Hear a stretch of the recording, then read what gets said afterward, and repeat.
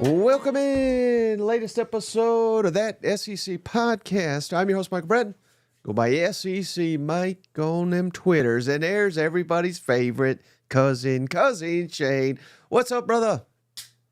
Hey, buddy, what's going on? Oh, I'll tell you what. I got excited right before I hopped on here. I haven't even told you this yet, Shane. I found a bottle here. Uh-oh. This is Jack Daniel's Sinatra Edition.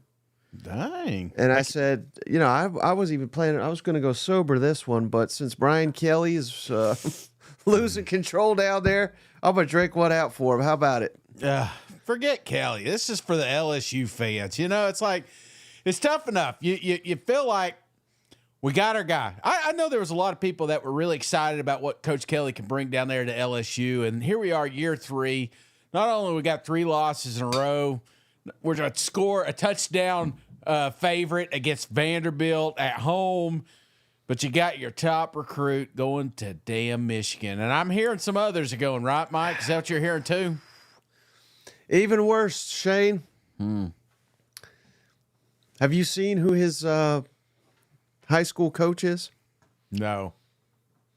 The sign stealer himself, Connor Stallions, is the offensive coordinator up there. So it's all corrupt. It's all corrupt down there. You know what? Damn, he's been. But when you talk about long game, this is the ultimate con man. He's preparing number 2 Netflix documentary right now. Jeez. Yeah. So if you can right now, Shane, you might want to go over to MyBookie, presenting sponsor. Put in that promo code, that SEC, to double your initial deposit over at mybookie.ag. And I'm just telling you, buddy, you might want to bet the farm against LSU moving forward, because it seems like things are crumbling right now on old BK. Yeah, it's like that meme where that guy's sitting in the little room and everything's on fire and he's saying, everything's fine, you know, everything's fine. So, Mike, I tell you what, thank God they are going to be playing down there in LSU. I think that's going to help them out a lot. But, yes, Brian Kelly's back's against the wall for sure, man. Yeah. You know, it's one thing, because we talked about this a little bit before we got on air here. You know, it's one thing to be losing football games. You know, I just told you 3 losses in a row. That's not something they're accustomed to down there in LSU. But when you start losing recruits, you start losing a little bit of that future. You know, it's always like, if you have a bad season, you're like, well, it doesn't matter because, hey, look, next year when Coach Kelly gets this or this, we're gonna be back, baby. And now you're starting to lose a little bit of that future as well. So, I mean, what kind of situation you think Coach Kelly's in right now? Well, they got a better question, Shane. When are you going to be on The Masked Singer? Well, have I been singing? I don't know. Did they catch me singing the other day? No, Brian Kelly, he's on the hottest damn seat this side of Hugh Freeze at the moment, Shane. Yeah. I think things are trending poorly. Things are trending poor. And, hey, they ain't going to put up, I don't care what his buyout is. At LSU, they demand victories. Right? Yeah. And not just they said it, you know, before. I mean, you can't come out here and say 10 wins will get you fired, not even get to 10. They ain't getting to 10 wins. Yeah. They didn't get to 10 wins last year, unless you count the damn bowl game, which UNL counts that these days. You know what I mean? So, yeah, he is, I wouldn't say failing. That's maybe too strong, but he's not doing great. You know what I mean? Yeah. But, I mean, he's got a lot of money, man. You know, I mean, there's a lot of money tied up. I mean, I don't see them pulling the rug on this situation, but I don't know. You can't be losing recruits, that's for sure. And they better get Garrett Nussmeier back. Yeah. Well, I mean, offer him $10 million to stay. Yeah. I mean, is that the going rate for quarterbacks these days? So, yeah, I think money talks. There was the rumor that Michigan was going to go all in on the quarterback, pay him some big money. And you know, so maybe this is more about money than it is. You know, I think loyalty's kind of gone out the window for a lot of these programs anymore. You know, growing up, it's like I grew up a Tennessee fan. I wanted to play at Tennessee, you know, but then I hit 5'11" and I started growing this way and not this way, you know. So the dream failed. But if I had options, you know, let's just say there was no doubt in my mind where I'd be playing. I don't feel like there are some kids like this that are still growing up with what their parents or grandparents, but it's almost, I mean, it's different these days, man. It's just like there is no loyalty. Well, don't say that, Shane, because I was about to say that's a perfect segue. There is still loyalty with Cousin JR. What a guy. Come on. He just gifted another membership, this time to Andrew. Andrew, welcome to the family. So there is loyalty out there, Shane, at least among the cousins. I will defend them to the day I die. But no, I see what you're saying. And again, if it doesn't work out, hell, he may transfer back to LSU in about 6 months, a year. Who knows? But not great. Not great. This is the worst time for this to possibly happen. Yeah. They're losing. They're going to lose other recruits apparently all over this. So, and they may lose a football game this weekend, Shane. So let's get into, we're going to get to the pick'ems here in just a second. Mm-hmm. But as always, don't forget PrizePicks, fantasy sports, daily fantasy over at PrizePicks. Play 5, get $50 instantly. With that promo code SEC, and I'm going to be honest with you, Shane, be honest with the cousins. I made my PrizePick selections before this decommitment. I mean, I may have even went under on some LSU, but I didn't go that way. I went Jackson Arnold playing Alabama at home. This isn't Oklahoma at least, but Jackson Arnold, 207.5 passing and rushing, so you can combine them. Yes. Give me the less than against Bama. Ooh, snap. Is that more for Bama or more for Oklahoma offense? Are you going to get to that? Okay. All right. Don't want to. Here's the thing, man. I feel like, obviously made a big mistake there. Mizzou was there, got to see that fumble, but right. I mean, he's been pretty damn accurate. I think I don't think he's thrown a pick since he's gotten back there in South Carolina. So I don't know, man. That one's a little risque in my opinion. I think I'm gonna go the other. How about this outstanding receiver Trey Harris for Ole Miss? He's likely coming back. He's listed as probable on the updated Ole Miss injury report heading to the big game this weekend in Florida. Yeah. 94.5 receiving yards. Give me the less than. Yeah. Coming back. He's missed some time.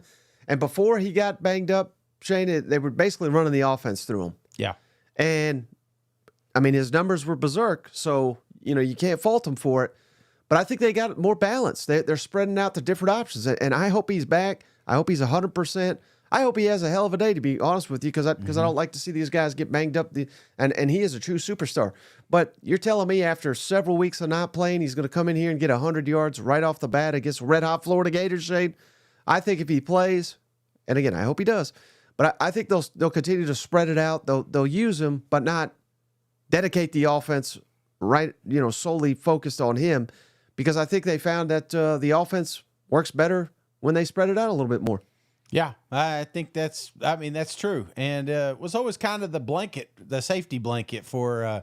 But I feel like Jackson's got a little more options out there, and you're right. I think he kind of gets eased into this thing, but that being said, it wouldn't surprise me if there's a 75-yard touchdown in the first quarter, and you're like, oh shit, Yeah. Well. That's very risky. It's risky putting anything on Trey under. You know what I'm saying? I mean, if he's out there, he's playing. So, well, I'm throwing all these out, and you're just shitting all over all we're of gonna them. fight we're fighting all day, Mike. Let's go Jackson Dart though. I said I went less than for 2. Yes. Give me more than Jackson Dart. And this is a high number though. 296.5 passing yards against Florida. Give me the more than. I think Ole Miss is gonna. They have to keep their foot on the pedal, have to score. Florida got lit up by Texas. Even if Florida wins this game, you have to imagine it's a high-scoring game. It's very hard for me to believe this is like a defensive slugfest out here. Give me Jackson Dart over 296.5 pass yards. SEC, Mike, I love that one. Okay. I love that one. So that means that'll be the one that doesn't hit. And then last one, DJ Lagway.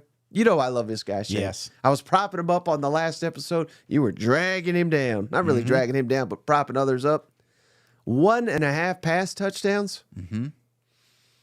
Give me the less than. I think if Florida wins this one, I think he'll have at least one. But, I mean, obviously just one. I don't think he gets to 2. And I think this is more of a Florida running attack type game. Yeah, I'll agree. Okay, so that means you don't agree. I got it. I don't. I just feel like there may be a shot here. This is a little bit of a let's try to get back into the game type thing, and that kind of throws running out the window. Okay. Well, we got a lot of games to get to, Shane. Mm-hmm. Before we get to it, as always, we've got to kick it over to our man, James Bryant, KATV. James, he goes by on the Twitters. Meteorologist James Bryant out of Little Rock. He's going to give us the weather updates for all the games this weekend. Week 13 of the SEC football schedule, and it includes great weather across the entire conference. As always, I'll start with the early games. We'll work our way through the afternoon slate and into the late games. But really, no matter where you look, I can honestly do a pretty big forecast, including several cities. It's just good across the entire conference. I think the main issue we're going to have to watch for this weekend is winds. So, we're going to start in Gainesville, Florida. That's the first game of the day. It's Ole Miss at Florida. That's the 11 a.m. at noon ABC game. It'll be 61 at kickoff. We'll have light northwest winds and clear skies and a high temperature of 54. Perfect for late November there in Gainesville, Florida. Next is UMass at Georgia. That's the 12:45 game on SEC Network. It will be 57 at kickoff there with west-northwest winds at 8 to 15 miles per hour and clear skies. The high temperature there will be 61 degrees. You may notice teams on the eastern side of the SEC a little bit cooler than teams on the west side. Over in Texas, a little bit warmer. We'll go to Tennessee first, though, for the 1 o'clock SEC Network Plus game. At this game, it will be 50 degrees at kickoff with very light west winds. It'll be partly cloudy, clearing during the afternoon, at least it appears so as of today. And then we'll have a high of 54 during the afternoon there in Knoxville. So a very cool game there. Now to Austin, Texas. It'll be very warm here to the west side of the conference. The 2:30, 3:30 game on ABC, Kentucky at Texas, 77 degrees at kickoff. That'll be the warmest spot in the conference this weekend. It'll be mostly clear. We will have breezy south winds at 8 to 15 miles per hour with gusts to 20 miles per hour. And also, temperatures there will only fall into the upper 60s by the end of the game. So a pretty mild to warm game expected in Austin. Now to Fayetteville for Louisiana Tech at Arkansas. This is at 3 o'clock on SEC Network Plus, 3 o'clock Central, 4 o'clock Eastern. It'll be 62 at kickoff, but it'll also be very breezy again in Fayetteville this weekend. South winds at 10 to 15 miles per hour are expected. We could see gusts to 20 or 25 miles per hour, and temperatures in Fayetteville will be in the mid-50s by the end of the game. Next is Columbia, South Carolina, 4 o'clock Eastern on SEC Network Plus for Wofford at South Carolina. Should be a fun time to see the 18th ranked Gamecocks.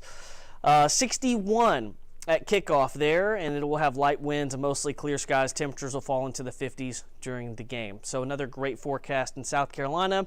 Now to Starkville, Mississippi for Missouri at Mississippi State. This is at 4:15, 3:15 Central on SEC Network. It'll be 59 at kickoff there with clear skies and light winds. It will be getting chilly in Mississippi there with temperatures falling into the upper 40s by the end of the game. Now to the late games. We have 3 of them, and all of them pretty cool. You may need a light jacket at these games. Alabama at Oklahoma, 6:30 Central, 7:30 Eastern on ABC. It'll be 59 at kickoff with mostly clear skies. Temperatures will be staying in the mid-50s for the majority of the game. It will be windy. South winds at 14 to 18 miles per hour are expected with wind gusts to 25 miles per hour possible during the game. Next, over on ESPN, 7:30, 6:30, 6:30 Central Time kick there at Auburn. A&M at Auburn will have 48-degree temperature at kickoff. It'll be in the mid-40s by the end of the game. We'll have very light to calm winds with clear skies. I think it's a great late November forecast. And then the final game of the day, it's that 7:45 Eastern, 6:45 kick on SEC Network. It's Vanderbilt at LSU. I think 9 times out of 10, maybe 99 times out of 100, you aren't excited to watch this game. I'm actually really excited to watch this game with Vanderbilt's QB situation. This game will have a 58-degree temperature at kickoff. Calm to very light south winds will be present with mostly clear skies, and we'll have low 50s by the end of the game there in Baton Rouge. Unfortunately, we're getting closer and closer to the end of the season, but we've got a lot of great games before we get there. Another great weekend with great weather. Guys? All right, so again, shout out James Bryant for that Week 13 SEC weather report. Give him a follow, KATV James, or on Facebook, meteorologist James Bryant, for helping out the show. That always adds something, and he's doing it free of charge. We're not even paying him for that. So give him some love. You know what? The JR of the weather right there. Just a total giver. Hey, no, seriously, I was just thinking that myself, when, we've seen weather reports from the home. We've seen weather reports from work. We've seen it, at the beach. I appreciate everything that he's done, and I know there's a significant other at that household. It's like, damn it, or, you work your ass off, and you're doing what again? So I want to appreciate it, because I tell you what, it's been an awesome, awesome part of the show, and again, I appreciate Cuz for everything he's done for us. Mm-hmm. All right, Shane, are you ready for the weekend predictions? And before you get to that, because I already know what you're going to say, but before you say it, keep in mind, there are 4 ranked SEC teams on the road this weekend. And I got a feeling, Shane. I got multiple upsets of ranked teams coming this weekend. Are you ready? Mike, I got one myself. Yeah, let's do it. All right, first one. The only one I don't have a graphic for, because I don't know the stats for old Terriers there. South Carolina hosts the Terriers, Shane, of mighty Wofford. Oh, goodness, buddy. This is going to be a ball game. So, again, no point spread, no over-under for this one. But I did do some research here, Shane. Yes. And how about these Terriers? How about this, Shane? Last week, they lost to Citadel. So just let you know, they're facing the damn buzzsaw that is the South Carolina Gamecocks on senior night. Wofford's 5-6 on the season, and this is going to be a 4:00 Eastern game on ESPN and SEC Network Plus. What do you like in this one? Who do I like in this one, Mike? I mean, I tell you, I don't even like that dog. Most mascots I find intriguing. You know what I'm saying? A tiger, an eagle, a damn steer. You know what I'm saying? Even dogs. You talk about dogs. They've been all over college football this year on some of these shows. But this is the one dog that I can look at this mascot and literally hear it breathing. You know what I'm saying? It's like the cousin Shane of podcasters here. But, hey, I'm going to tell you, Mike, this is a big game. And I know it doesn't seem like it should be, but, there's that outlying opportunity that South Carolina can still get in the college football playoffs. And you look at a team like this, it can't be close. It's got to be an absolute bloodbath. I want to walk away from this game just, again, doubling down on the productivity of Sellers, doubling down on the productivity of Rock. Did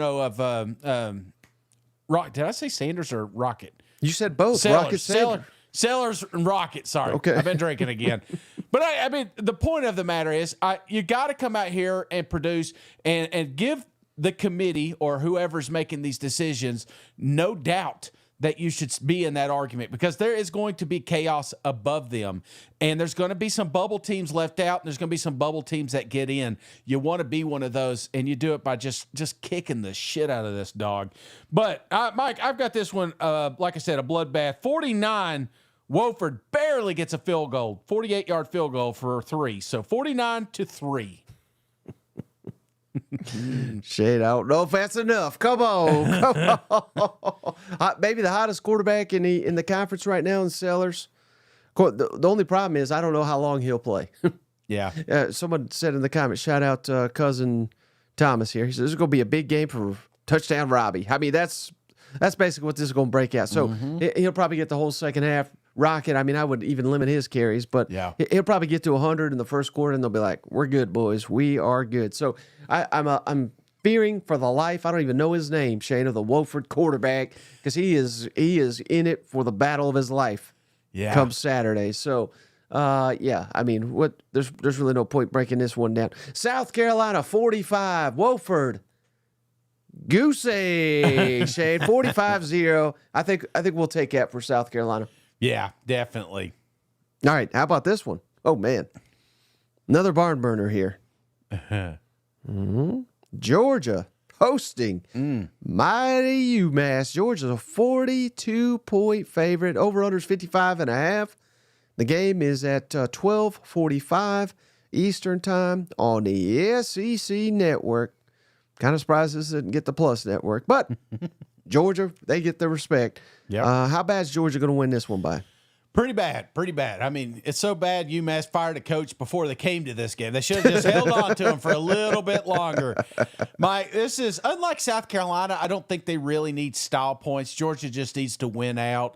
So I'm thinking a little bit more conservative. So for you gamblers, I mean, keep an eye on this spread. I just don't think that there's a reason for the Bulldogs to get 50 points against UMass. You know what I'm saying? So a little bit more conservative. Keep your health. You got a big game next week against Georgia Tech. And then, who knows moving forward. But this one's just going to be one of those we aren't even going to talk about much. In fact, when we do a recap Sunday, we may say 2 or 3 things about the Georgia Bulldogs. But the score that I have is Georgia 46, UMass 6. So a 40-point win. Still, the spread's a little too wide for me. There's one thing you may not know, though, Shane. What's that? UMass, they've won 2 games this year. Yeah. Could it be 3? Nope. Here's the 2 teams. I mean, the 2 teams they beat are very similar to Georgia, though. You got to think about this. Okay. Wagner and Central Connecticut. Come on. Get the hell out of here with this team. You're saying that he's going to score 50. They're going to get 50, Shane. Give me Georgia 52, UMass 3 field goals, 9 points, 52 to 9. So I like Georgia to cover. I think they might need some style points, and we got to get some young guys some touches in this game, particularly at running back. We've been so banged up. I want to see more depth emerge there. But backup quarterback. I just want to see backups the entire second half here. I still think they'll whoop the hell out of UMass and get to 50. Yeah, I don't know. I think I saw earlier they played 2 SEC teams already, and I think they've lost both of them 45 points. Or 45 points was scored on them. So you may be right, but I'm taking the under 50 right now. Cousin Tim says UMass, the SEC's newest Vanderbilt. Yeah, they're trying to get in, man. And hey, speaking of dogs, shout out JP. He just gifted a membership to Travis. Travis, welcome to the family. So we appreciate you, JP. But Georgia's going to roll here. I think the only reason Shane doesn't got him scoring 50 is because of what they just did to the Vols. I think he's still hurt a little bit. Otherwise, I'm pretty sure he would have said 50 burger here. I'm still going through it. I'm trying to figure out who's officiating this thing. So I don't know, maybe. All right, how about this one, Shane? Tennessee hosting old UTEP, the Miners, Shane. Tennessee favored by 42 points, over under 52.5. I found out something very interesting this week, Shane. What's that? Thanks to our buddy Stephen Lassen. Lay it on me. You remember last year? Uh-huh. Tennessee played the most annoying coach in the country. Oh, God. Out of old Austin P. He was complaining, he was dancing, he was doing all kinds of stuff. Why am I talking about that? Why? Because he's UTEP's coach now, so Shane, he's coming back to dealing. I think that's going to be the biggest takeaway from this one is all these Tennessee fans are going to be cussing about this damn UTEP coach. And they probably don't even know it, because I just found out about it. And I will say this, there's no reason to search out a Tennessee Austin P game. But if you did, you will see quickly why we cannot stand this guy. He's going to be back on the sidelines raising hell, but it doesn't matter. He's going to be a little bit quieter this time because Tennessee needs to score a lot of points. They, too, are a bubble team that needs to come out there. Style points. I don't forget how the committee's doing this or whatever. If Tennessee comes out here and wins 28-3 or 28-7 or something like that, that's a loss, man. That's a loss in the committee's eyes. They got to come out here and just put this team away, just like they did the first few weeks of the season. Mike, I've got a big one here. Tennessee 55, UTEP 0. We need to open up this offense, show the committee that we've got an offense to pair with an excellent defense. This win over UTEP's going to get us into playoff. I'm just saying it could. Do you think, honestly, Mike, sitting there, if this is one of those Austin P games, I mean, we're bringing it up. If I don't remember what it was, but that was a freaking close game, man. Yeah. If that happens against UTEP, you don't think that's going to hurt Tennessee sitting there on the outside of that playoff spot trying to get in, even if they win out? For sure it will. But I also don't think the committee is going to be like, oh shit, they won by 60. Let's get them in there. You know what I mean? Like there's very little to gain from this one, but I do want to see Tennessee's got to hit some of these deep shots. Yeah. I mean, again, we're at the point where I don't know if it ain't happened now. I don't know if we're going to get it consistently, but if nothing else, let's build towards next season. Give me Tennessee 55, UTEP 10. There's got to be, we need at least 3 touchdown passes in this ball game. Otherwise, what the hell are we doing here? They could run for 700 yards in this game if they want to. Yeah, that's not impressing anybody at this point. Nope. It needs to be. I expect like 28-0 in the first quarter. Yeah. Course, if Tennessee doesn't score in the first half, like they've done a few games, then all of a sudden the committee's going to be pissed again. Yep. All right. How about this one, Shane? Now they're getting a little bit more competitive. Yes. I'm stressing little more competitive. Louisiana Tech at mighty Arkansas. Shane, Arkansas favored by 22 points. The over-under's 49.5. The Razorbacks, of course, they need to get this one to get to a bowl game. Arkansas's 4-0 all-time against Louisiana Tech. But check this out, Shane. Yes, Louisiana Tech has lost 6 games, but their average margin of defeat, Shane, is less than 6 points. So they're in all these damn ball games. They're pesky. Don't let that 22 spread fool you. Arkansas, they better show up, and they better not beat themselves on Saturday. That's exactly right. I feel like that's the case here. Just don't get caught looking ahead. I know they want to get the Mizzou game, but this is one that, Sam's safe. I feel like Sam's safe. I feel like he's coming back. I mean, I've heard some other things, but I feel like you've got to close out this season strong. And by strong, I don't mean barely beating La Tech. This is a team that you should just pound into the dirt. And if it doesn't happen, Mike, I feel like, again, there's that, we won, but kind of thing. And I don't know, Mike, there's something about this game. I feel like that's going to happen. You know what I'm saying? I feel like this game's going to be closer than it should be. I feel like Arkansas is going to make a couple of dumb mistakes like they have. You talked about Tennessee. You keep waiting for the passing game to open up. I keep waiting for Arkansas just not to screw things up. And more times than not, they do. They shoot themselves in the foot. So I think that happens in this game, and it keeps La Tech in it for a little bit. Arkansas wins, but it's not as pretty as you'd like. Arkansas 35, La Tech 21. Oh, buddy, two touchdown game here, huh? Yep. Guess you haven't heard, Shane, Sam Pittman's record against the spread. Remember when that was like what he was hanging his hat on? He was elite against the spread, but buddy. I can't disagree with anything you just said there. If Arkansas is fully healthy, I think they're a different team. Now, I thought the defense looked really good last week. But the thing with Arkansas, it seems like one week they shine, and then the next week you're like, where the hell was that? 1 week seems like they can't be stopped on offense, and then the next week they can't score at all. It's like it's just so up and down, and so I feel like the offense is going to have some success, but I feel like the defense is not, because it was the reverse last week. So it just. I don't want to say a mess, because that's not a right word. Again, they're about to get to six win if they can get this one. Yeah. And they do get it, Shane. But it will not be impressive fashion, I don't think, because, of quite frankly, Arkansas is, I mean, aside from peanut butter, when has it been impressive, you know? So I have it even a closer ball game than you. Give me Arkansas 28, Louisiana Tech 20. There'll be some panic. There'll be some freak out. There'll be some Fire Sam memes in the middle of this one. Yeah. But Arkansas gets it done. But I think after this one, people are going to be left shaking their heads like, that was too close for comfort. Yeah. But there's a small piece that's like, it could be like 55-0. You know, there's like, I feel like this is what's going to happen, but there's a chance it's an absolute barn burner, you know?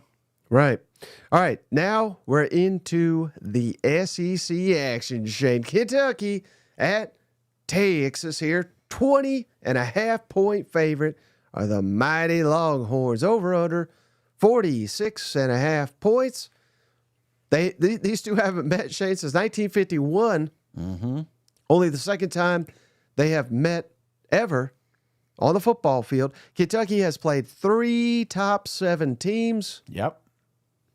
Beat one of them on the road. Lost to Georgia by 1, then lost to Tennessee in Neyland by just 10 points. So they can play with a lot of these teams. And, of course, we highlighted it on the last one. Quinn Ewers not going through senior day. So take that for what it's worth here, Shane. How do you see this one going down? Well, I mean, Texas was the hot topic here last week. We talked about all these teams trying to get into the playoffs, and it seems like for everyone you heard, there was 3 people telling you why Texas shouldn't be in it because of their strength of schedule. And Kentucky is one of those teams that we talk about when it comes to strength of schedule. But there's something about Kentucky, Mike, that's confusing to me. They're not a good team. They've been very, very disappointing until they play somebody good. You know, they knock off, like you said, Ole Miss. They go to Oxford, knock them off. They come to Knoxville. And honestly, that 10-point, that's misleading. If you watched that football game, you knew it was a lot closer than that scoreboard said. Yeah. And Georgia, again, another one. This is when we started calling the Bulldogs frauds, you know. Kentucky was that team.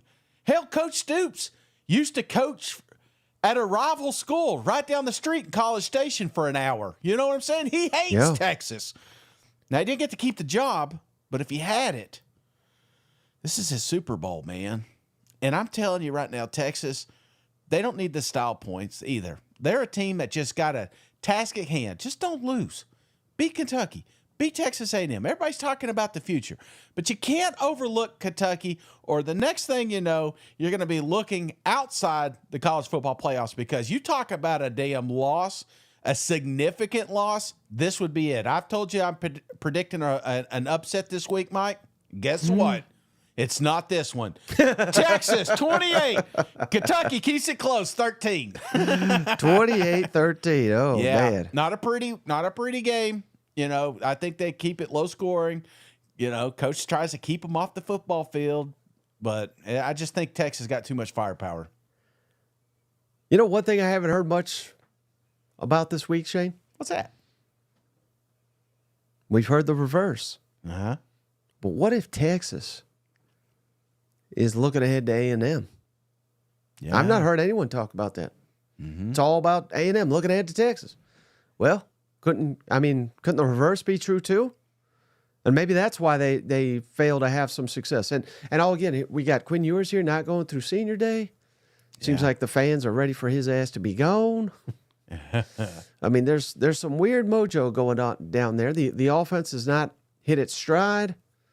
Shane's got Arch Manning as the best quarterback in the country next year. I mean, there's just a lot of weird mojo going into this football. And you know, for anything bad you can say about Kentucky, they do got a hell of a defense when they want to. Mm-hmm. They held Georgia in check. They held Ole Miss in check. They held Tennessee in check for majority of that game. They can hold Texas in check, Shane. The problem? They can't score the damn ball. Not against this defense. Come on. Lock of the week, Shane. This ain't even going to be a ball game. Texas, 40. Oh, God. Kentucky, 6. Texas is eyeing that college football playoff. They ain't looking ahead to A&M. They don't even consider that a rival. according to their fans. So again, no, Texas is going to roll this week, 40-6. Give me them Longhorns. Oh, Mike. So just a blowout, huh? Well, you may be right. Why didn't you pick more? How do you think that plays out, though? Or, truly, if the score goes your way, how exactly do you see this game plan going? I'm 3-and-outs consistently for Kentucky's offense. I mean, they can't move the damn ball. And then Texas, I mean, again, they may even score a couple times on defense. But I think Quinn Ewers will have a nice day because I do think this is his last time to play in this stadium as a Longhorn. Yeah. Whether he's in the NFL or his transport or what have you. This is going to be his last game. So he has been playing fairly well. I know the Arkansas one was not fantastic, but again, wasn't bad. Yeah. Hell, last time they played in here, what do you have? 5 touchdowns, 0 picks, and like 400 yards, and played half the damn game. Come on, they want to run his ass off. I mean, that says more about them than it does Quinn Ewers, in my opinion. Oh, yeah. I just like to hear it, Mike. I like to hear you say positive things about the Texas Longhorns. Well, you know who else I got something positive to say about, Shane? Who's that, Mike? Public Rec. Come on. I'm wearing the pants. It's got cold as hell outside. I don't know if you noticed, Shane, buddy, but it hit 40s here in my house. Mm-hmm. And you know what I needed? I needed some pants. So I went up to republicrec.com. They got a fantastic selection over there. And if you put in the promo code SEC, they'll give you 20% off, free shipping over at Public Rec. Right now, I got the daytime pants on right now, Shane. They come in 10 different colors, customizable to the size, the length, the waist, everything you need. They even got pockets. I can't wear pants without pockets. And these pockets even got zippers, Shane. I love having zip. I don't know about you, man, but I like to put my keys in there, my phone in there. I got my pods in, and then I just zip that bad boy up. I never have to worry about losing because I got these Public Recs on. You know what? Yeah. I mean, 90% of the time I'm doing a show without pants until they became a sponsor. So you're welcome, fans. So again, that's publicrec.com. Promo code SEC, 20% off your full order. A great idea for the holidays, Christmas coming right around the corner. Get you someone special. And they got shirts too. I'd be wearing the shirt, but it gets so damn hot under these lights, Shane. I can't handle the long sleeve. But as soon as I turn this thing off, I'm putting that shirt on, I'll tell you that. Absolutely. You'll need sweatpants after Thanksgiving too, trust me. Hey, shout out Cousin Rick. He just gave us $20. Thank you, cuz. Thanks, cuz. Beat the hell out of Auburn Giga Maggies. We'll get to that one in just a minute. But moving on here, Shane, after Texas. Yes. Dolly whips old Kentucky here. How about this one? Alabama on the road at Oklahoma, Shane. Crimson Tide favored by 13.5 points. The over-under's 47.5.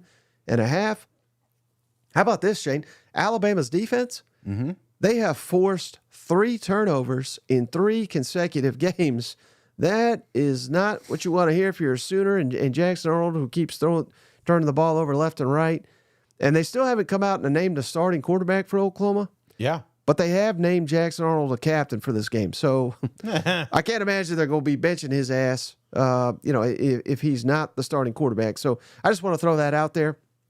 Javonte Barnes, their running back, he has been listed as questionable. And Deion Burks, their outstanding receiver, he is listed as doubtful. So injury report, not kind to the Sooners heading into this matchup. Who do you like? Who do I like, Mike? You know, it's funny, when Oklahoma and Texas, when I first heard that those two teams are coming to the SEC, I thought about matchups. You know what I'm saying? Like future, maybe potential rivalries here, things like that. Alabama, Oklahoma was always the one that kind of stood out to me. And I feel like if you ask a Sooner, when they found out, they were thinking the same thing. Let's go up there and whoop up on Nick Saban, you know? All these national championships, all these Heisman trophies. It's just unfortunate only one team is a college football playoff contender, and it is not those Sooners. And I will say this, Jackson, I feel like kind of got the raw end of the deal at the start of the season, and I feel like he is the best quarterback moving forward, but he doesn't have a lot of weapons around him. We've got a banged-up running back. You've got wide receivers that just can't get healthy or won't get healthy for whatever reason there. And you're going to need them against the Crimson Tide. And if we were handing out awards for maybe coordinators that have most improved, I would have to give it to this Alabama defense here, Mike, because if you look at the last 3 weeks, I think they've only given up 20 points, and they've played some good football teams. So I think Alabama is primed for a college football playoff run, Mike. And you can't be primed for that playoff run and lose to a team like the Oklahoma Sooners. Doesn't matter where it's at. This isn't a football game, Mike. I think it's a little sloppy. Not sloppy. I think it's a little slow. I don't think there's as many highlights coming out of this game as you would think. Jalen Milroe's going to have a day. They're going to probably make 1 or 2 mistakes that keeps Oklahoma hanging around because they do got a really good defense. But Oklahoma they just cannot score points, Mike. They get lucky. I think the defense may get 7 points in this game. But give me Alabama 28, Oklahoma 10. 28-10. Very, very low-scoring game, Mike. It's going to be ugly. It's going to be like old-school football. The over-under in this thing is what, 47.5, if I'm not mistaken? Yes, 47.5. Under. This is the best bet in the house right here. Oh, buddy. So is that like a semi-lock of the week, or not a lock? I wouldn't call it a lock. I feel like it's gonna feel like a lock as soon as Alabama gets 14 points. You know, it's like as soon as they get to 14 points, the Sooners are gonna be like, well, we're out of this one. You know. I was thinking, you ever seen that meme? It's not a lock, but it's like someone will have their door closed. Yeah. And then they have like a Cheeto. That's holding the lock.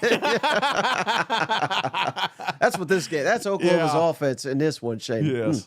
You know, I don't know if you're aware of this, Shane. This game's in damn mighty Norman, Oklahoma, though. Mm-hmm. This team shows up to fight, and they fight their ass off down here in Oklahoma. I don't care what you say or the disrespect coming out your mouth. I don't know. I'm trying to wrap my head around why all these people love Alabama. Alabama hottest team. Alabama playoff. Alabama going to SEC. Why? Because they beat LSU in the rain? Because they beat the hell out of Missouri with their second string? I mean, he literally looked like the worst quarterback in college football history that day. Like, I don't know what was wrong with him. Yeah. And they beat Mercer. So, yeah. I mean, I don't know. I think they're a little overhyped. Hell, they should have had 3 losses in a row. South Carolina should have beat their ass. Hell, they were a play away from having 5 losses in a row. You know, you go back to Georgia. So, I don't know. I think Alabama's still got a lot to prove. I get it. They are in the driver's seat to go to the SEC championship, so everybody's anointed them as the next national champions down here, Shane. I don't think so. I ain't buying it, Shane. I said there's going to be some upsets. Remember, I said multiple upsets this weekend. Ranked teams on the road in the SEC. It ain't going to be this one. Alabama 28, Oklahoma 13. I think it's a tight one. I don't think they have a ton of, just like you. I think Oklahoma's defense will get to Alabama's offense. I think they're overrated. Mm-hmm. They win, but they do not. Oh, wait, actually, yeah, they do cover, but barely, just barely cover. It's because Oklahoma can't score. You know what? That's it, man. That is it. Terrible. There's just been really, really bad. And I thought maybe, switching a coordinator, give this team a little bit of a spark, and just haven't seen it, man. There is no sparks. This is a offense that Oklahoma cannot wait to move forward without. You know what I'm saying? There's going to have to be some changes here in the offseason. And this defense, I feel like you look back 4 or 5 years from now with a really good offense and you say, damn, if we had that defense, if we had that 24 defense, we'd be national champs. But I feel like that's being squandered a little bit this season. Yep. All right, how about this one, Shane? Your Missouri Tigers on the road at Mississippi State, Shane. Mizzou favored by 7.5 points. The over-under is 57.5. Brady Cook on yesterday's injury report listed as probable, so you have to believe he's good to go. He officially did not get his waiver for another year, so this will be, he's got 2 games, and then obviously the postseason. But this will be nearing the end of the Brady Cook era here in Columbia. Mizzou not fighting for the playoff anymore; they're out of it.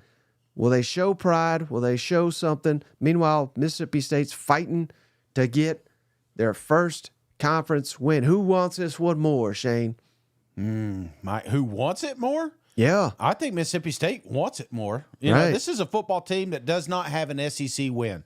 They're not going to the bowl game. They're not doing any of that. They're just trying to hang their hat on something this season, something productive, because there has been productivity this season. I feel like, you know, you found you a quarterback. Van Buren is going to be the guy moving forward. You have him pretty high in your quarterback future rankings. So they got to sell something here when this transfer portal opens up, saying, hey, man, look where we've been. Look where we're going. Look what we can become if you come down here and help us out. The problem I'm having, Mike, is Mizzou. I feel like their heart got ripped out last week. This is a football team that, you know, that they're hanging on, like kind of like that Cheeto, brother, just hanging on to a chance to get to the college football playoffs. And there's a handful of teams this week. I feel like the wind is out of the sail, and Mizzou's that football team, Mike. Brady comes back. I think that's pivotal. I felt like last week he looked really good. I felt like this offense really took a step forward. I felt like this defense had its moments, but that's the side I'm worried about the most during this football game. Does Mississippi State get its first SEC win today or Saturday? Possibly. But I think Mizzou still has too many weapons, Mike. Mississippi State is good. As good as they've been playing, their defense is still the worst in the league, Mike. And, hell, they can make anybody look good. So Mizzou wins this thing, but it is not pretty, buddy. I feel like there's a moment that Mississippi State's winning this thing, but Mizzou comes back and gets the dub. Give me Missouri 24, Mississippi State 21. 3-point game. That's close to the Morristown right there, buddy. Close. I'm saving that one for later. Well, if I'm Jeff Levy, we had 2 weeks to prepare. I'd be licking my chops, Shane, watching that South Carolina last possession go up and down the field on this Missouri defense.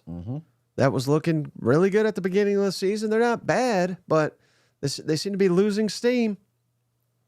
I think Mississippi State, shout out Cousin Morgan, he took the words out of my mouth. Mississippi State is due.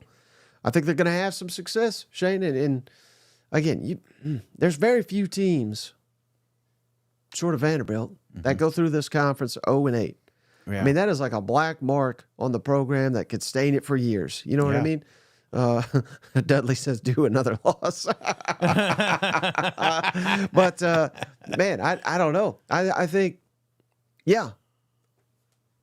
9 times out of 10, or as Hugh Freeze would say, you take Missouri to win a game like this. Yes. You know, at any point this season, you watch these two teams, particularly last week, how Missouri looked, you'd say, yeah, Missouri's going to whoop Mississippi State's ass. But where's that motivation, Shane? How many of these guys are locked in? I mean, I think they left it all on the field down there in Columbia, South Carolina. Came up just a hair short. I think it's going to be hard for them to get off the turf and go down to Starkville and be too fired up for this game. I really do. So, I've been called for some upset, Shane. Give me Mississippi State. Gets it done. 33. Mizzou 30. The shine of Cousin Shane's visit has officially worn off. Mizzou suffers another heartbreaker. Oh, Mike. That is unbelievable. Why do you hate Mizzou? You hate Mizzou because I went up there and had all that good food and you didn't get any? Is that what it is? I just don't know how motivated they'll be for this one. That's what I'm afraid, Mike. And I feel like there's a lot of – here's the other thing on Mizzou. I feel like there was a lot of leaving everything on the football field for that team. You know, they were – pulling bodies, you know, that should have been sitting out. That should have been. I'm really surprised Brady's going. I mean, maybe he is back closer to 100% than he was, but I feel like you kind of say, hey, you know, let's take it easy on this kid for a little bit. I don't know. That may be me, and I'm maybe reading into it, but Mizzou's been banged up like a lot of teams this year, but they've kept fighting and they kept going. And do they need to fight? Do they want to keep fighting? So I think it's close, but I feel like they got a better football team than Mississippi State. Okay. How about this one, Shane? Vanderbilt on the road at the sinking ship that is LSU football. But LSU still favored by 7.5 points. Night game, of course, 6:45 Central Time down there in Baton Rouge. Over under 53.5 points. And oh, buddy, if you missed it, we led the show with this, but they're losing quarterbacks. Yeah. They're losing commitments. They're about to lose a head coach to devastation. Go fire his ass. I don't care the buyout, but who do you like in this one, Shay? This seems to be like two programs that are, one is a rising and one is a fading. Well, what's funny is both of them have been the hottest team in the SEC, and then they've been the lowest. You know, it feels like there was moments this season where just like we had to be, we no longer needed to be convinced that Vanderbilt was a good football squad. And LSU, all of a sudden, it's like national championship contenders, and they played the part when they got out there. But since then, both of the wheels have kind of fell off. I feel like Pavia and company have, you know, they had the bye week. They had, you know, they had the loss with South Carolina. You know, I think it's been a long time since they were down there in the plains, and we felt that game. You know, I mean, it wasn't a pretty game. It almost felt like Auburn gave that one away. Texas, there was moments. It feels like Vanderbilt's just kind of pulled away. And yeah, I heard Coach Lee talk this week about injuries. You know, that their bye week is a little later than they would have liked, but they needed it, and basically shelved the entire team. You know what I'm saying? Yeah. They legitimately took advantage of these 2 weeks to just kind of recharge their battery. And they're going down here to LSU with Coach Kelly. We just talked about it, the 3 losses. We talked about losing the recruits, you know what I'm saying? Pep Bird's heads are falling off. Everything's going wrong down there at LSU. But it's still a Death Valley, man. You know what I'm saying? Is it?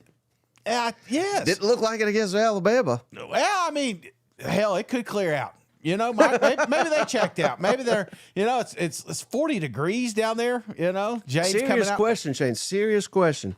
Yeah. The first time they show Brian Kelly on the big screen, do the fans boo? Yes. Yeah, I think they Yeah. will too. Yeah.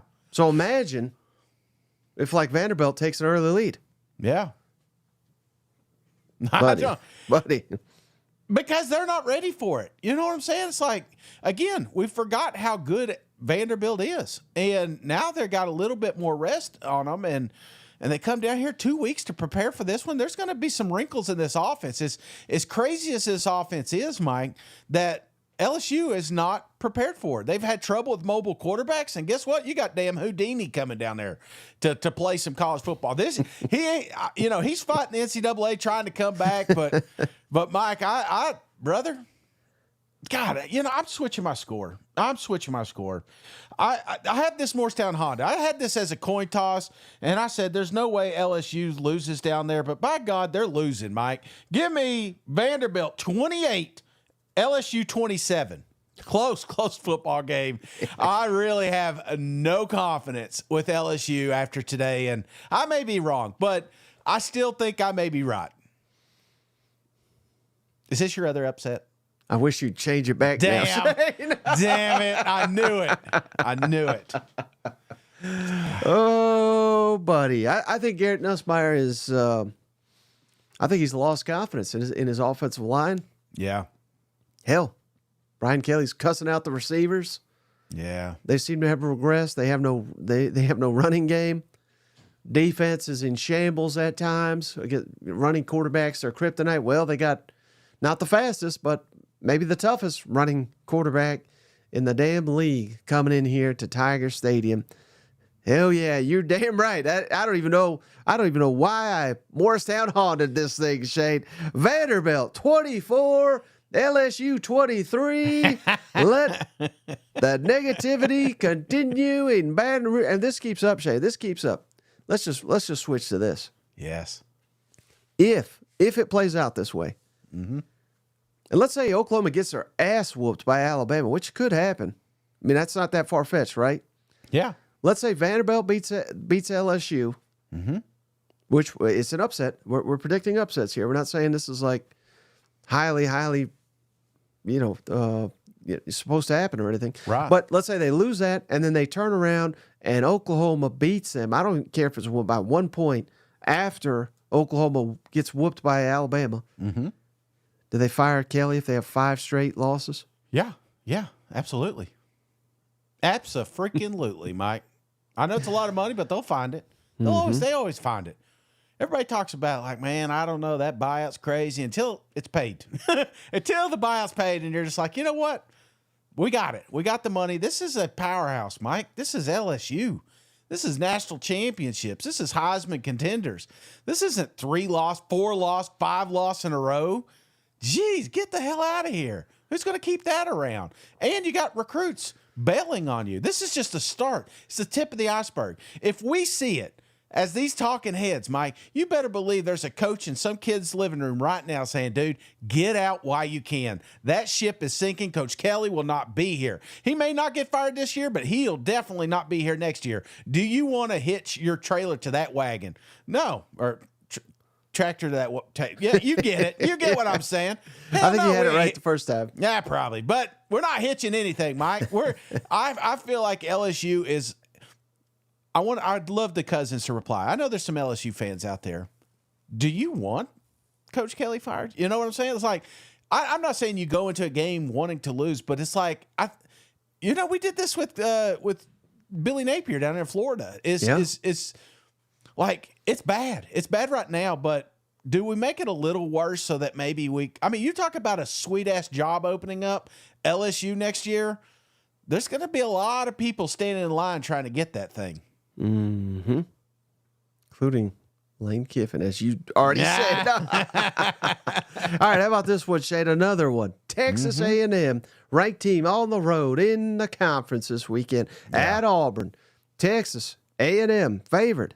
This line keeps changing. Let me just make sure we're updated here. I have it as 2.5. Mm-hmm.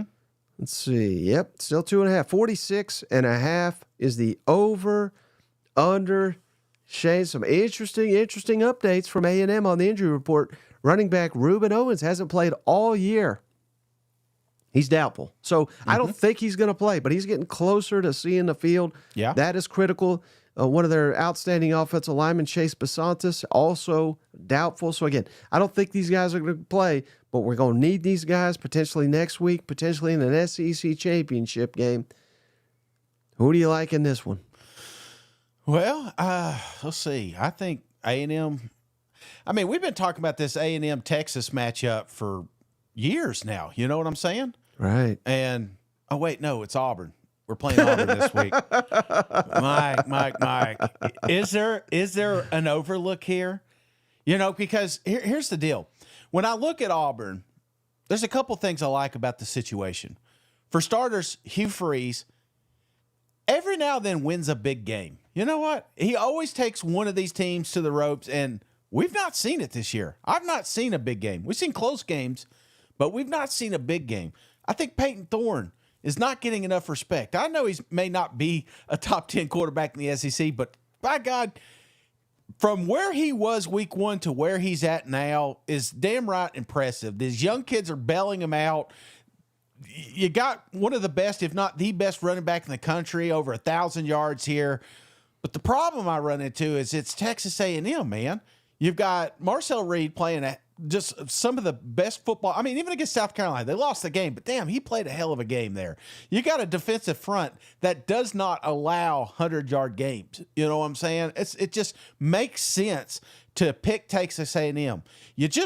I'm always afraid that you do get caught looking over, and there is a little bit of a trap potential. But Mike, who we kidding? Texas, this is the year, man, isn't it?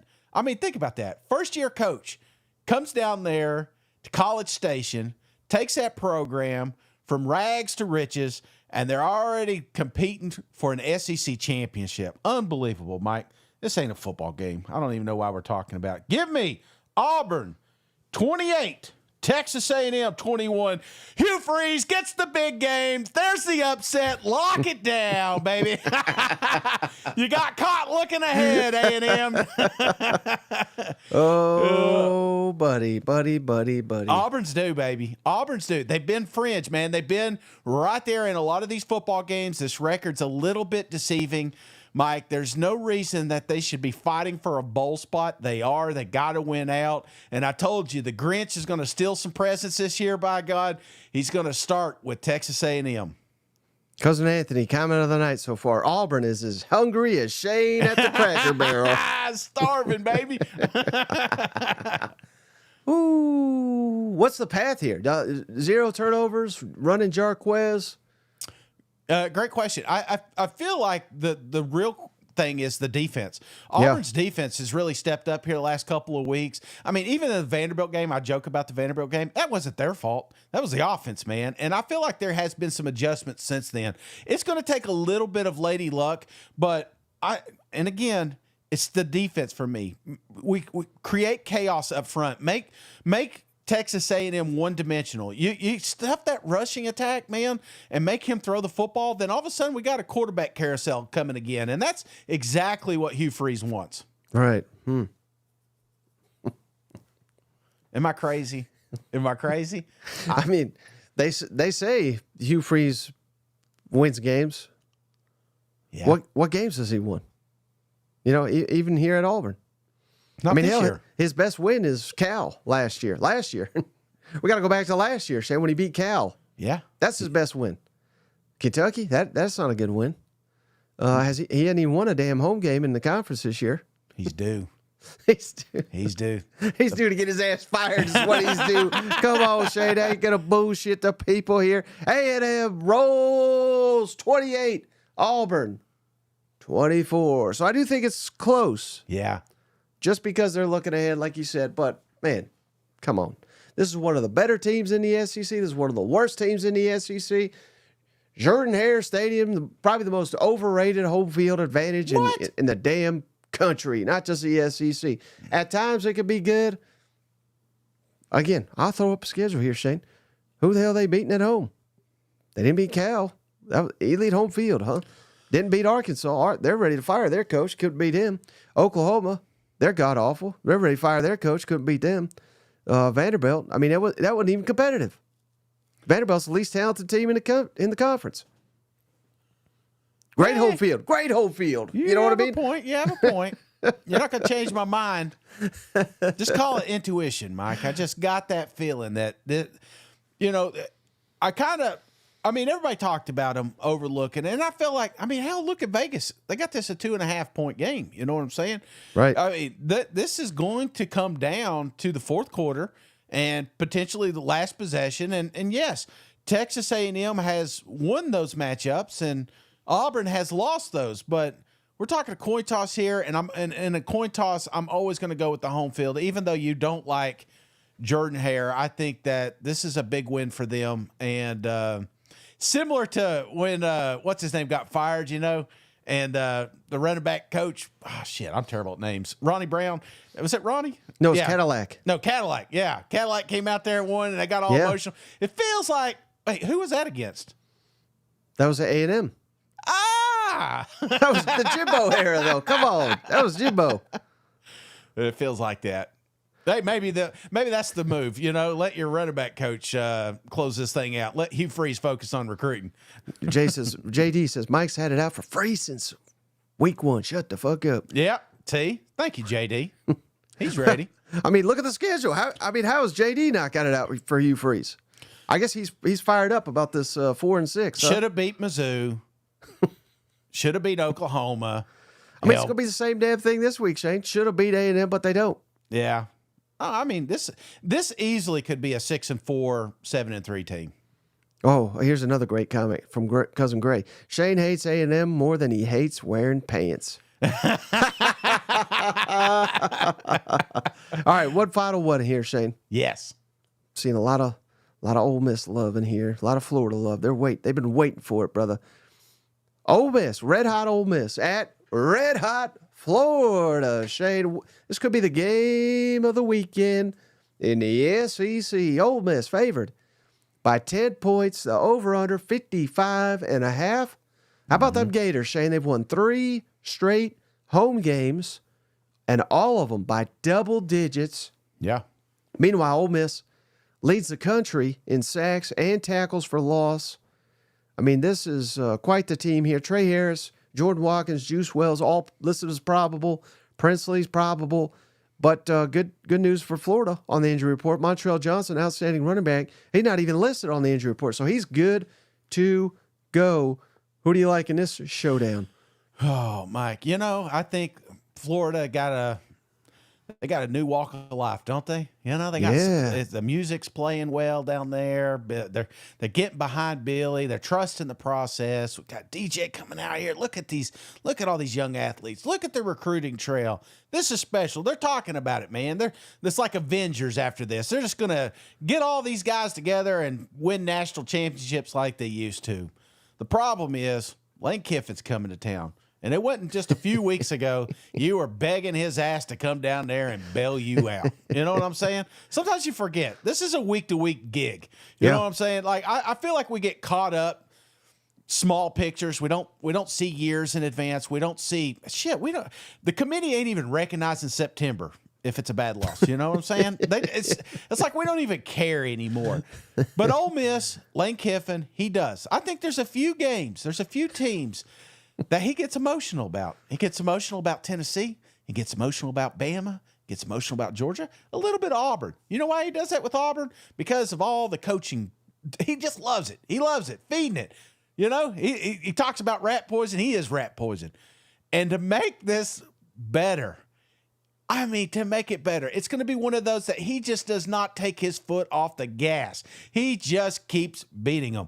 Mike, give me... This ain't a ball game. I don't even know why I talked this long. Ole Miss, 38, Florida, 20. They get a last-minute score to make it a little interesting, but this is out of hand early and often. You got Trey coming back. You got Jackson. And it's amazing that Jackson's not getting the Heisman love. He's going to have a little bit more. He's going to get a bump this week, Mike, because he's going to look like a damn hero down there in Gainesville, and he's going to pop out all the dreams those boys have of having a successful season. How about this comment from Cousin Foster? He says, Lane's fighting for both these jobs. Cousin Michael says, Gator fans are going to hold Lane hostage till he signs a deal. That's another good one. Oh, I like that one. That may be the best one. Would they get, you'd still, never mind. All right. I don't want to do what Lane's about to do and just keep beating a dead horse here. So what do you got? Shane, have you seen this DJ Lagway throw the football, Shane? Yeah. He's just a big play waiting to happen. Have you seen, I'm trying to find the little graphic, have you seen outstanding true freshman Jaden Ball run the football? He's a freak show. He may be the best freshman running back in the country. Mm-hmm. Like I said, they got Montrell back. They're heating up at receiver. They're getting all these guys back. Yeah, I get it. Ole Miss has been, here's the thing about Ole Miss, though, Shane. They're inconsistent, too. 1 week they lose to Kentucky. The next, they're whooping Georgia's ass. I don't know how to get a read on this team. You know what? Yeah. They got everything to play for. Well, hell, Florida does, too. Mm-hmm. Florida still has not made, they haven't made a bowl. Yeah. But they get this one. They're guaranteed one. And they get it next week by whooping Florida State's ass. They're going to get an even better bowl. Yeah. There's a lot on the line for the Florida Gators. They're playing at home. Probably another sellout crowd is the last opportunity for them Florida Gators to play in one of the most... Now, this is a real home field advantage, Shane. This ain't like Jordan-Hare, where they claim it's top 10, and it's like maybe top 10 in the SEC, maybe. But this is one of the best. I put Florida the Swamp. I put it top 3. Yeah. In the SEC. I think it's that damn good of a home field advantage. What does Lane do, Shane? Well, this is going to live in infamy, Shane. Yeah. Lane Kiffin coming out here saying, I don't even want to play in the SEC championship. You fool, you haven't even locked that up. You're 2 games away from it. Florida comes out here and whoops your ass. That's going to be the stupidest. He said a lot of stupid shit, Shane. Yeah. That's going to top the damn list. That he's talking about the SEC championship when he's got a game at the Swamp. You think A&M's looking ahead. Kiffin's looking ahead 3 weeks to a game he ain't even going to be in, saying, I don't want to be there. That's a problem, Shane. That's a real problem. And you see, he's been politicking all week. Yeah. LSU, we didn't have Princely. he sat out second half of Kentucky, He's getting it out there. Some of my best players, Trey Harris, he's banged up. He's already politicking, Shane. Yeah. He has turned into a damn politician when there's damn football games to be played against Billy Napier, red hot Billy Napier. Give me Florida. 17, Ole Miss. 45. Come on, Ole Miss gonna whoop Florida's ass. Come on. Come on. Ole Miss. I think Ole Miss is the best damn team in the SEC today. And if they stay red hot like this, they can win the national championship. Yes. But if they're looking ahead, Florida will beat them. You cannot show up here with your C, even your B- game. Florida will get you. Isn't it funny that Ole Miss is more worried about not going to an SEC championship game that they've never been to? I mean, could you imagine telling somebody from the 60s that, here in 50 years from now, or 60 years from now, you're not even going to well, there was no such SEC. You know what I mean? The late 90s, right. Just saying you're not even going to want to go to the SEC championship because it's going to hinder your national championship odds. So it's crazy to me. No, there's a lot of Ole Miss fans that have been close to getting to an SEC championship that's never been there, and it means something to them. So absolutely. And Lane Kiffin is dialed in. He knows exactly what the swamp's all about, brother. And this is going to be a good football game. I do think the first quarter especially, it's going to be back and forth, but the problem is that Ole Miss defense. I mean, hell, we just talked about all this offense. That defense of Ole Miss, look what they did with Georgia. Tennessee goes down there with a great defense, can't get any pressure on Carson Peck. They're going to live in that back. They're going to make this is going to be one of the wildest games in DJ's life. You know what I'm saying? He is going to be running for his life. Cousin Anthony says it's Kiffin's comments. That's the stupidest. Texted your girlfriend, but failed to see it went to your wife. Oh, that's a good. And someone else, I'm trying to find it, but I can't find it. But someone else said if he loses this game, he's back to Lane whipping. Oh, without a doubt, absolutely. All right, Shane. So if it plays out the way you see it playing out, what's the biggest storyline in the SEC come Sunday? Texas A&M got caught looking ahead. I feel like that's going to be the biggest one because I do think Auburn pulls off the upset here. And is that big of a deal, though? Like if you turn around and beat Texas? Yeah, I don't think – let's just say, hypothetically, my score happens. You lost by a touchdown, and then you beat Texas. Let's just say. Yeah. You think Texas A&M still gets in? 3 losses? Well, I believe they would still go to the SEC championship, so I think they'd have to win it. But yeah, they could still do it. Yeah, maybe that's not as big as a story as I thought. It's a pretty big story though. Yeah. Hugh Freeze getting a big win. Yeah. I think that's got to be the one. I think the bigger story, Shane, I think you missed it. Probably because you switched your pick. Will be Brian Kelly, Baton Rouge on fire, losing to Vanderbilt at home at night. Again, this is Vanderbilt. We know Vanderbilt's better than people perceive them to be, but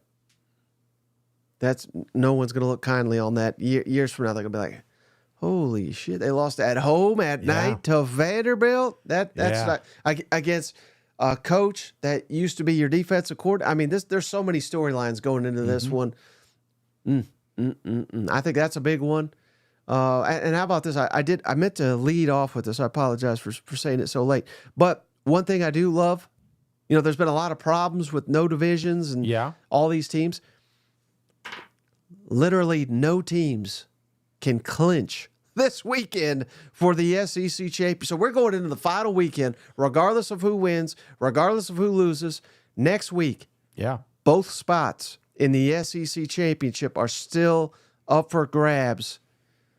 All of a sudden, no divisions seems like a stroke of genius. You know what? Yeah, no, it is. I think as far as viewership, as far as fandom, going without the divisions has been fantastic. I feel like the expansion of the college football playoffs has been fantastic. Now there are some flaws. I was going to put out there. Did you see what Sankey said? Yeah. I mean, which let me ask you that because because Lane Kiffin quote tweeted it, Yeah. talking about shots fired. But, we got on to Lane about the SEC championship, yada, yada, yada. But here, what does that say, though? What does that say? You've got the commissioner of the SEC, the largest conference, well, I mean, I guess that's it's one of the two, whatever. And coming out here and saying something like this on social media, what does that change anything, or does that worry you? I mean, the fact they're that just politicking. They're already ahead of it. They're politicking. Just like I told you, Kiffin was politicking. My best player, he wasn't there in this one. Yeah. He wasn't there in this one. We were banged up in this one, and he keeps saying we're as healthy as we've ever been. He's wanting it out there, Shane. Yeah. Ole Miss is on the rise. The time we lost, we were down. You know what I mean? Like they're just all politicking. But it tells me that they don't have power over the committee. Well, I mean, if you don't have an AD from the SEC in there, I guess, But I just want to read it. So for the listeners, because what he did is he put college football top 15 by strength of schedule. And of course it shows, Georgia at number 1, yada, yada, yada. But then teams like Indiana at 106, Boise State at 77, whatever. Mm-hmm. And then he put interesting to read analysis from others as they examine strength of schedule in college football. It does seem there is a trend to be identified. And I don't know. It caught my eyes, and I was just I don't know. I felt in the back of my mind that Sankey has already kind of pleaded our case, but the fact he's out here on social media, I'm like, maybe this is going to come down to the wire, and there's going to be maybe that's it. We just got to play the games, Mike. We talked about there's a few upsets that potentially are going to happen this weekend. We're not the only conference that's going to have those. So I tell you, if you're not glued into college football right now, what the hell are you doing with your life? You know what I'm saying? Next 2 weeks are going to be absolutely fantastic. We got this weekend, and then next weekend, Thanksgiving, and all that wonderful college football rivalry. This is it, man. This season is coming down. We're going to have some answers being, I think, to some of those questions this weekend. But, man, I am not leaving that couch. I'll tell you right now. Of course, everybody knew that. I may wear pants. I may not. I don't know. Just depends who's here. Yeah, and last thing, Shane, most likely emergency podcasts. I think Ole Miss lose to Florida. Yeah, that's the first game. Yeah. That's an emergency, I would think. Yeah, that's a big one. I think LSU, I think Kentucky beating Texas. Oh, for sure. Yeah. That'd be one. Alabama losing to Oklahoma. Almost.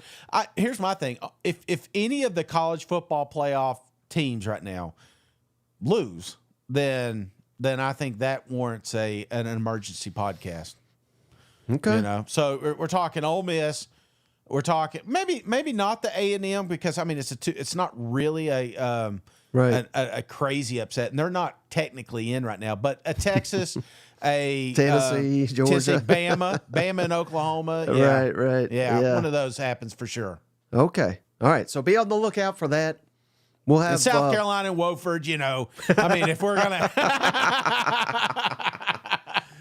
tomorrow, I don't know what time. I have a couple things going on at the house, so it's probably not going to be a late night. It'll probably be in the early afternoon, hopefully. But I'm going to do another one of those playoff breakdowns. What you need, what you should be rooting for this weekend. Yes, I have it all broken down. People really liked that last weekend, so I'll do that tomorrow. We got the power rankings Saturday night. Be on the lookout for any emergency podcasts on Saturday, because they could be coming your way. But anything else before we jump off the line? No, I just told you at the start of this week that this weekend feels weird, and weird's good, weird's cool because it's chaos, and that's why we love this sport, Mike. There's a lot of teams that may not be in that playoff race, but they sure as hell can ruin it. So, and I feel like this is the college football we signed up for. So, yes, I'm pumped up. Stay tuned. If you're not, be sure to hit the notifications on your YouTube, because if we do go live emergency podcast, you will be notified. And thank you again for everybody hanging out, liking, subscribing, and spreading the word about that SEC podcast. Couldn't do it without y'all. Yeah, and real quick, Cousin Thomas says, can't get to the kitchen, Shane, if you don't leave the couch. I believe it was Cousin Ken said, thank you for the double cousin curse picking against them Florida Gators. So they got something to fight for there. But as always, I appreciate you, buddy. I Yes, sir. appreciate each and every one of you. We'll catch you on the next one. All right, see you guys. Go Vols. Hey, buddy, this beer's for you, Mike, and Cousin Shane. That SEC podcast loves the Pirate, and the Pirate loves that SEC podcast.